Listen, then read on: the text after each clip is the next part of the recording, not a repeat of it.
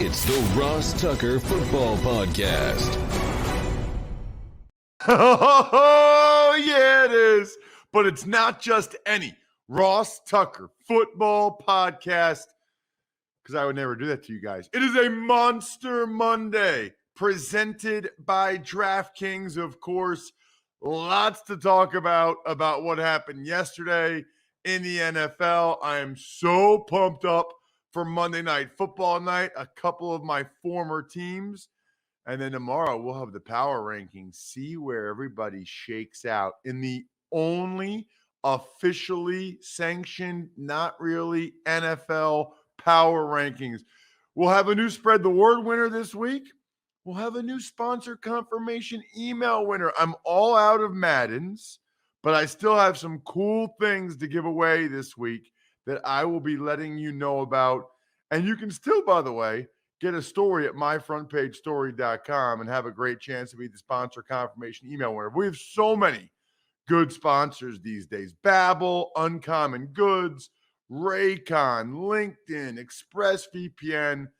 Lots of them are perfect for the holidays, by the way. So just head over to rosstucker.com. That is the place where you want to be. And then the YouTube shout out, youtube.com/Ross Tucker NFL. I love when we get new YouTube subscribers that just want to check out some of the clips from the other shows, or maybe they watch the whole show. I don't know. And I love when I see new comments. Try to respond, by the way, to as many of the YouTube comments as I possibly can. Speaking of shout outs, how about our latest patron, John Haverty, Haverty.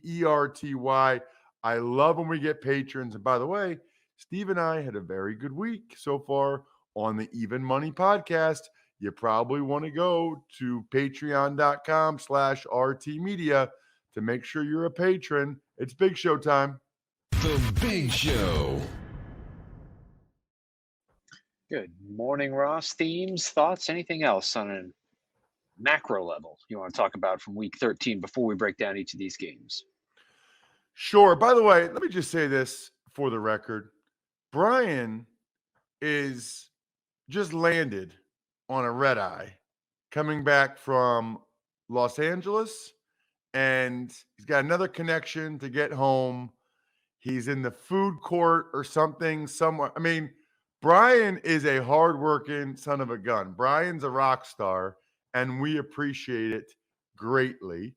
That needs to be noted. We both are. I mean, this is the life we've chosen during football season.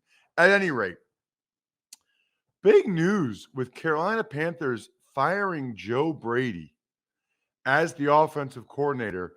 Kind of interesting with only 5 games left and only giving their guys the opportunity to coach Cam Newton for what, 2 games? And it's interesting. I guess on some level, Matt Rule feels like he's given them 3 guys. He's given them Bridgewater. He's given them Darnold. He's given them Cam now. And Brady still hasn't found a way to be able to manufacture very many points. But their O-line leaves a lot to be desired. And I'm not sure any of those 3 quarterbacks are really great. But, you know, I think the other thing is I think Rule realizes Brady is sort of the apple of some other programs, whether it's head coach or coordinator in college or whatever, their eyes, head coach in college, whatever, in the NFL, and probably just thinks he'd rather move on now, let Joe Brady go somewhere else and get somebody different. Pretty interesting that the Carolina Panthers Sunday at 1, like when all the games are going on, that's when they made the announcement. A little bit bizarre, but whatever. Some of the other themes, Bri. How about Gardner Minshew? I mean, we're going to talk about Gardner Minshew in a little bit, but this guy was almost perfect and shows the value of having a good backup quarterback. He was their 3rd-string quarterback. The Eagles traded a 6th-round pick for Gardner Minshew? Are you kidding me? You want to talk about, I mean, he already paid off the 6th-round pick. He won a football game for them. 6th-round pick. You would give up every 6th-round pick if it guaranteed a win. And Gardner Minshew got that for them. So that was very impressive. The Lions. The Lions won. I am so happy for my brief former teammate, Dan Campbell, in Dallas in the offseason of 03 before I got cut by Parcells. But, man, I posted the video at Ross Tucker NFL. I am so happy for Dan Campbell and those guys on the team. Alex Anzalone, who I've known since he was 4 years old from my hometown of Wyomissing, Pennsylvania, who, by the way, is 15-0 and in the state championship game on Saturday. Went to their game Friday night. Can't tell you how much I loved it. So anyway, the Lions win, and I'm thrilled for those guys.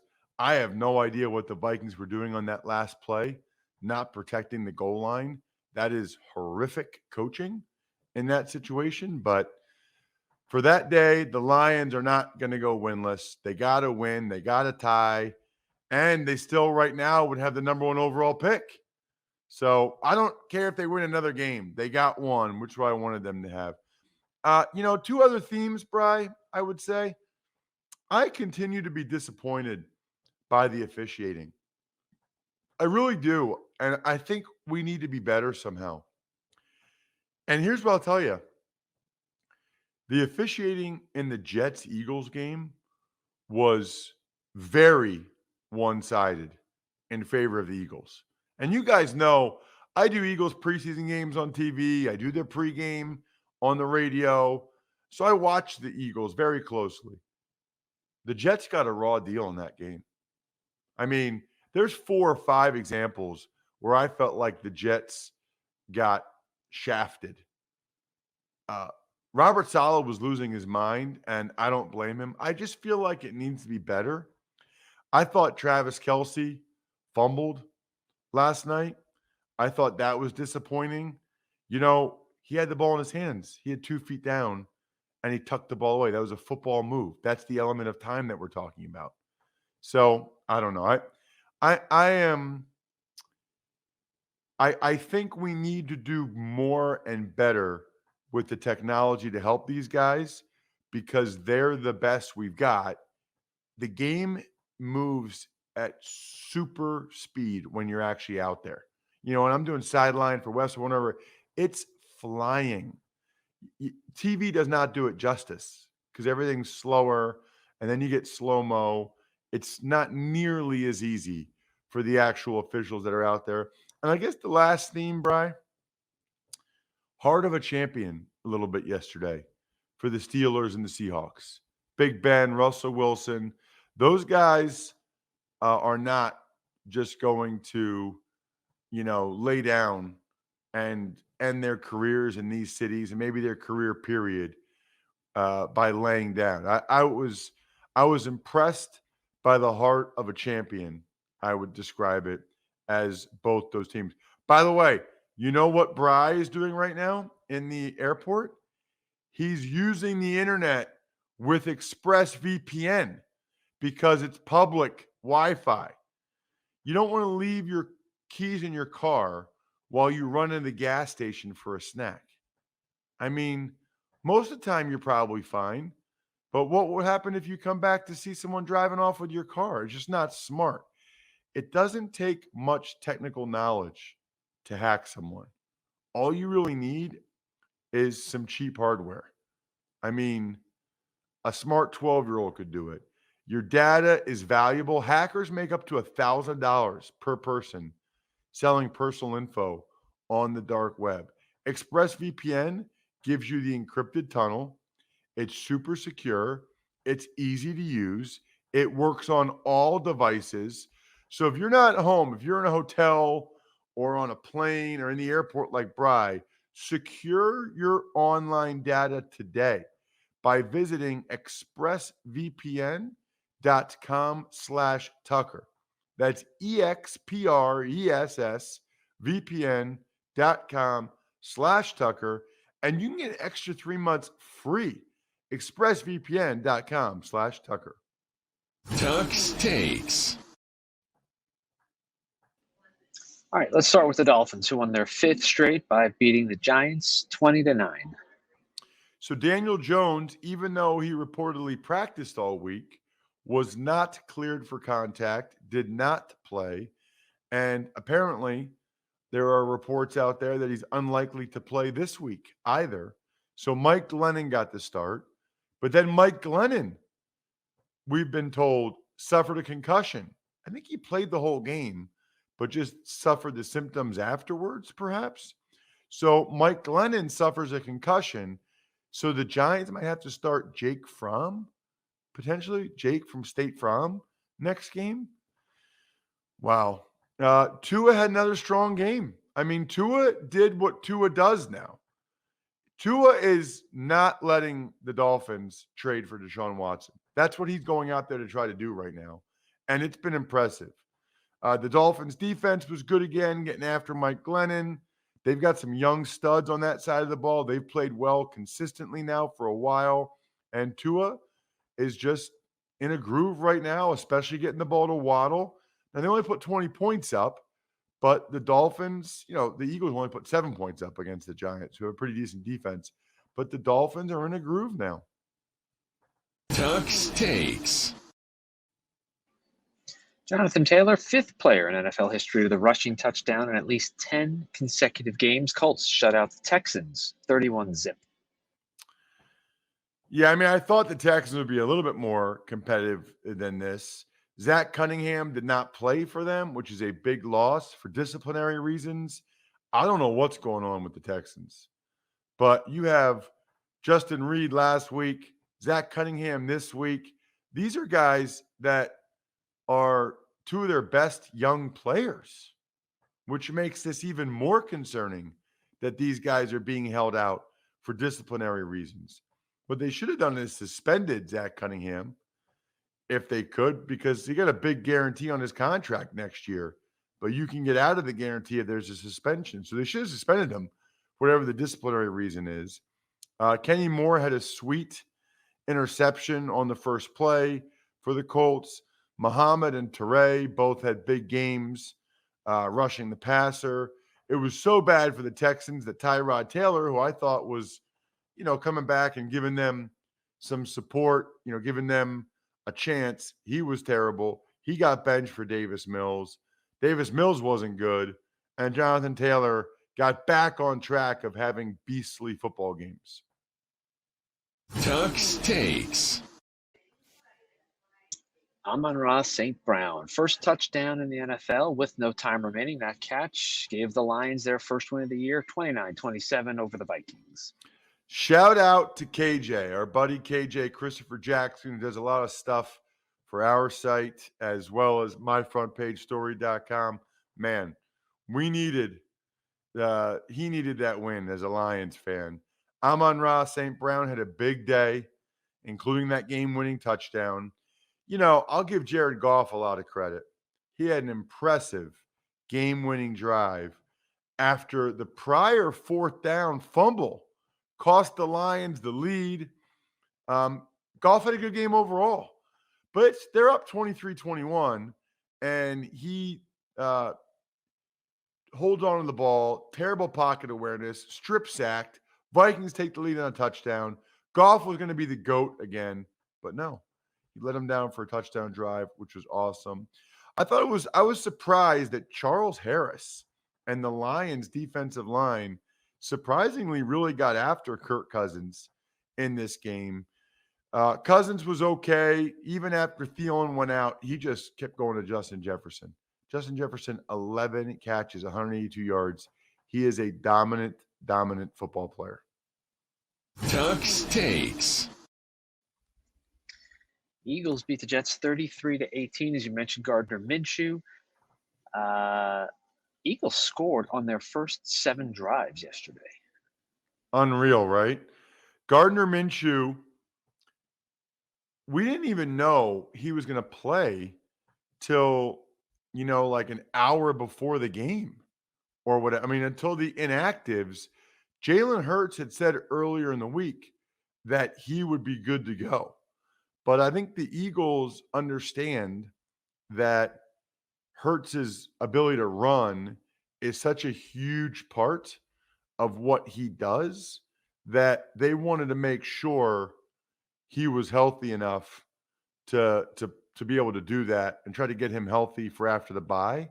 And they traded a 6th-round pick for Gardner Minshew for a reason. And he showed exactly why. In fact, I'm telling you, Bri, especially if you watch the game, especially in the first half, but really the entire game, Gardner Minshew was in the zone.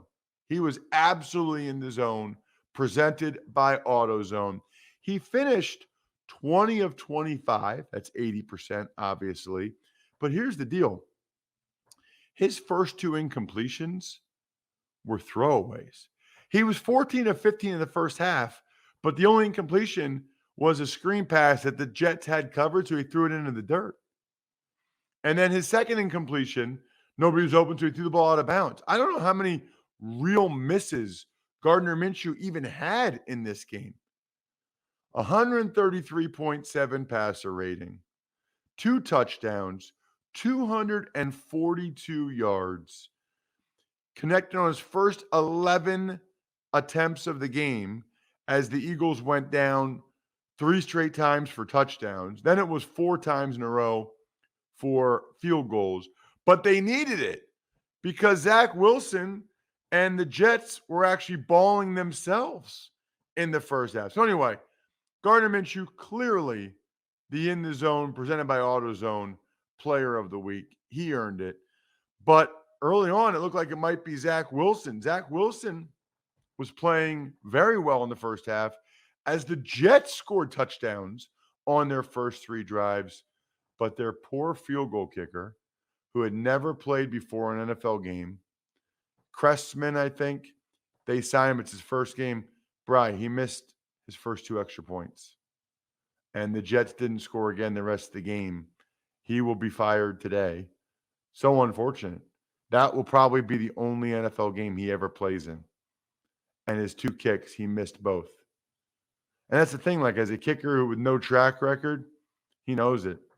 He knows. Meanwhile, on the other side, Jake Elliott made 4 field goals for the Eagles. He's been money all year, even though the special teams were not great for the Eagles. I mentioned earlier the Jets got a really raw deal, I thought, from the officials. Eagles offensive line beastly yet again.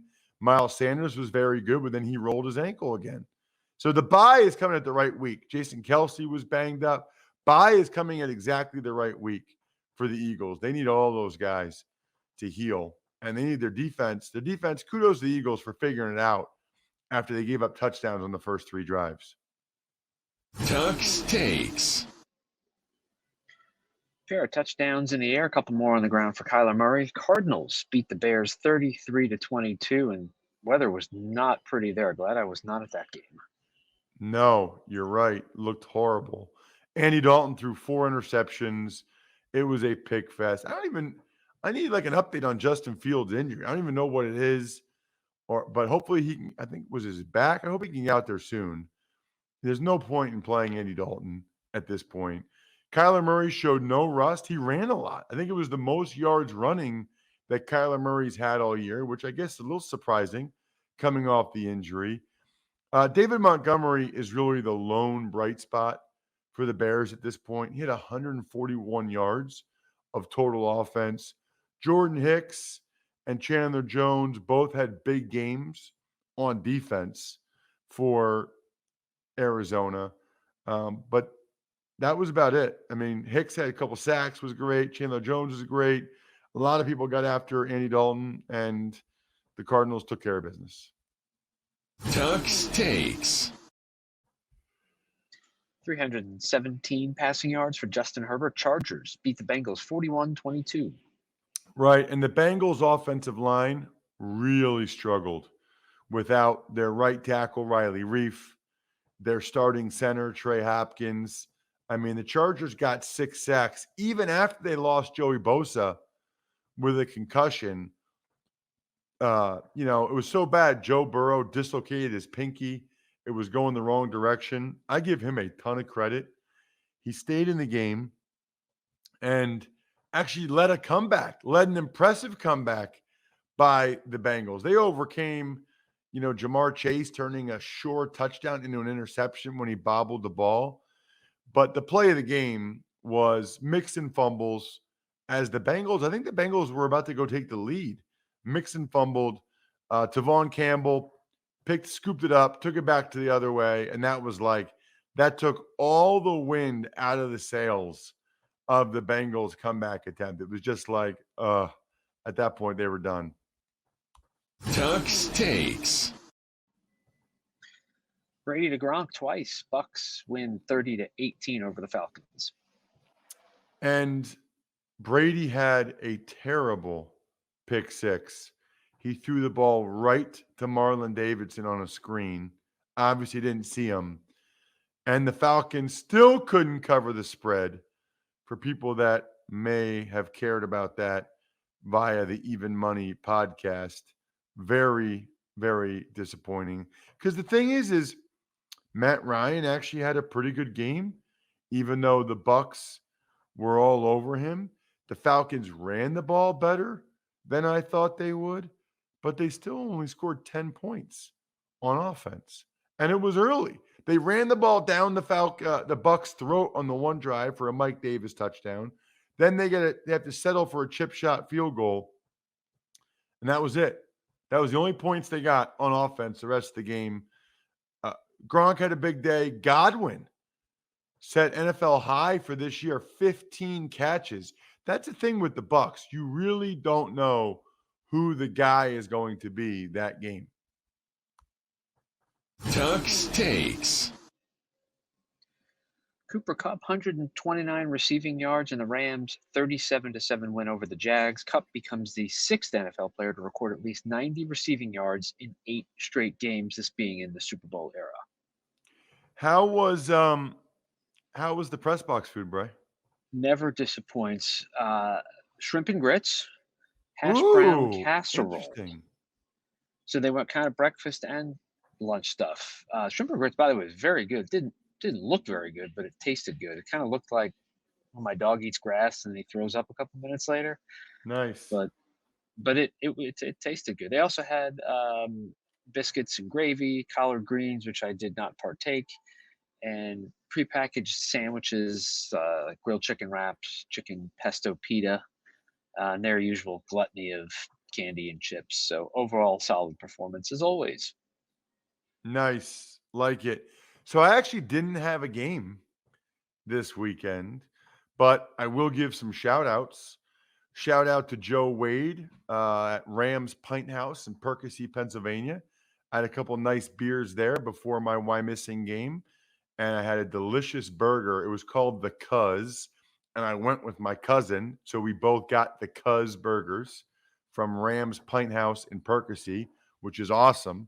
And then Saturday, actually went to Trogs. My buddy Jason Kidwell from Trogs hooked us up and did a nice little Trogs private tour and had, what did I get? Oh, the grilled chicken sandwich, which was delicious at Trogs as well. And the big pretzel. You got to get the Bavarian pretzel in those situations.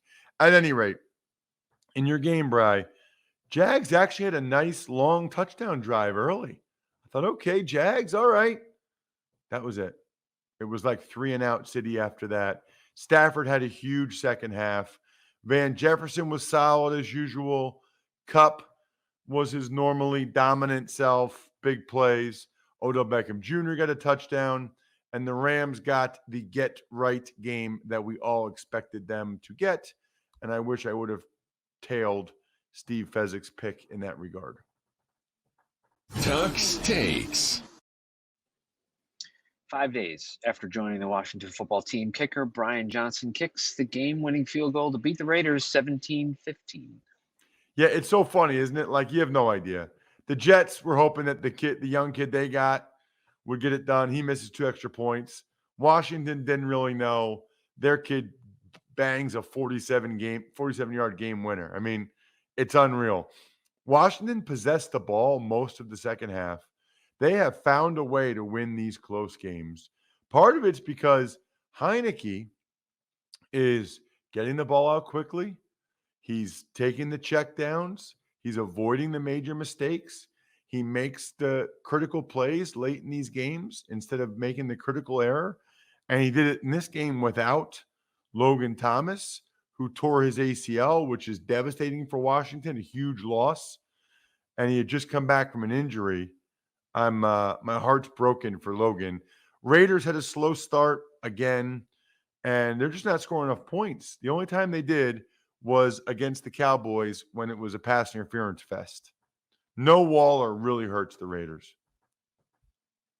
Tuck's takes. Ravens failed to convert the 2-point conversion that would have given them the win. So instead, the Pittsburgh Steelers escaped with a 20-19 win.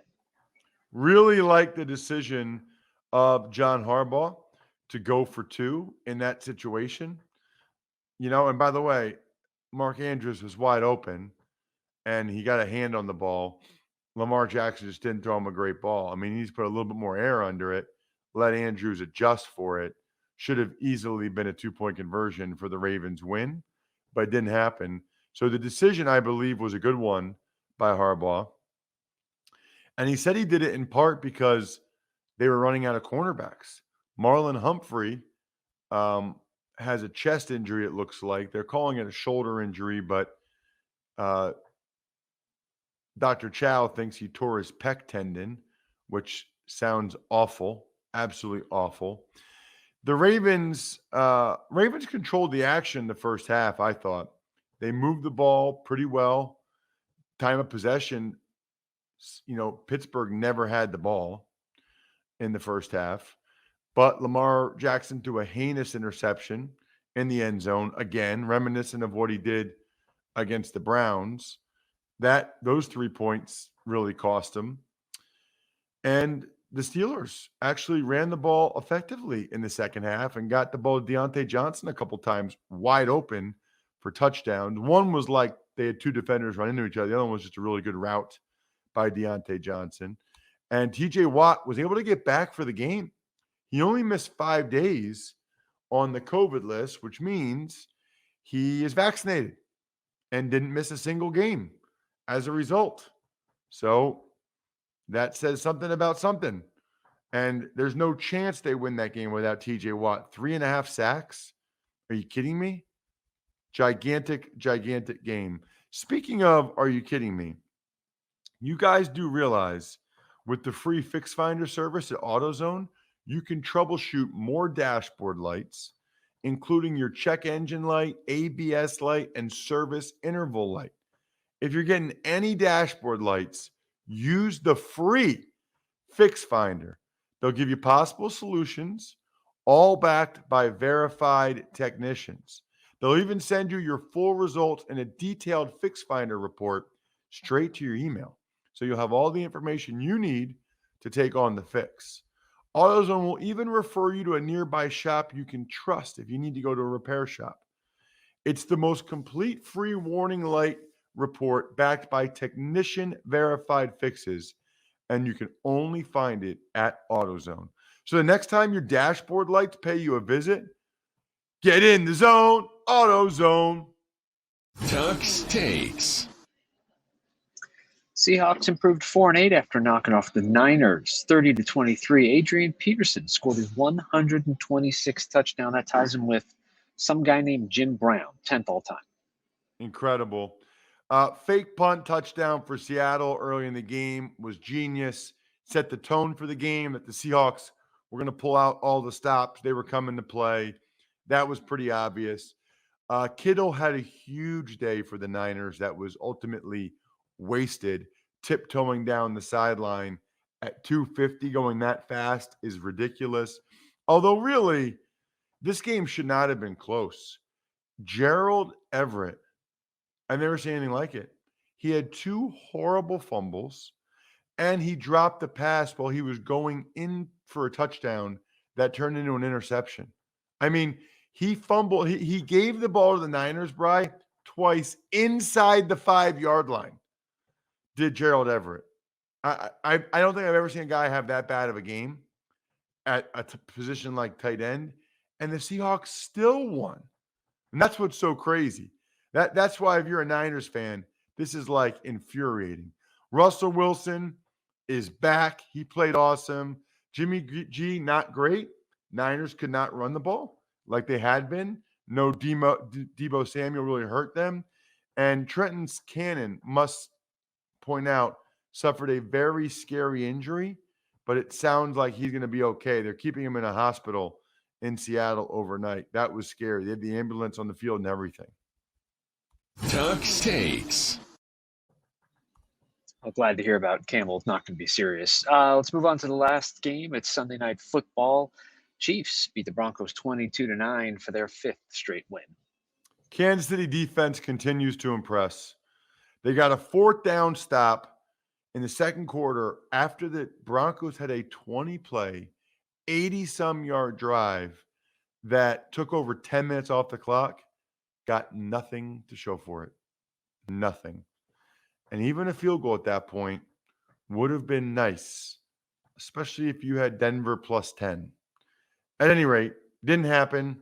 Kansas City's defense steps up again. You know, for the Broncos, Javonte Williams is such a stud. I mean, he was a great pick.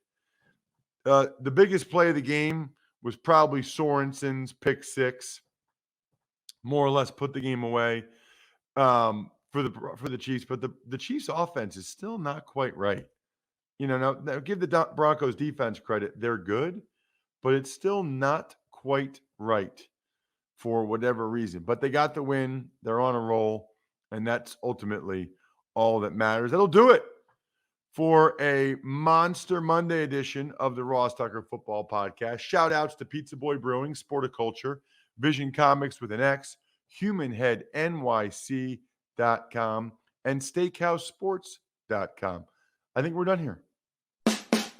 Thanks for listening to the Ross Tucker Football Podcast. Make sure to also subscribe to the Fantasy Feast, Even Money, Business of Sports, and College Draft. All available at Apple Podcasts, RossTucker.com, or wherever podcasts can be found.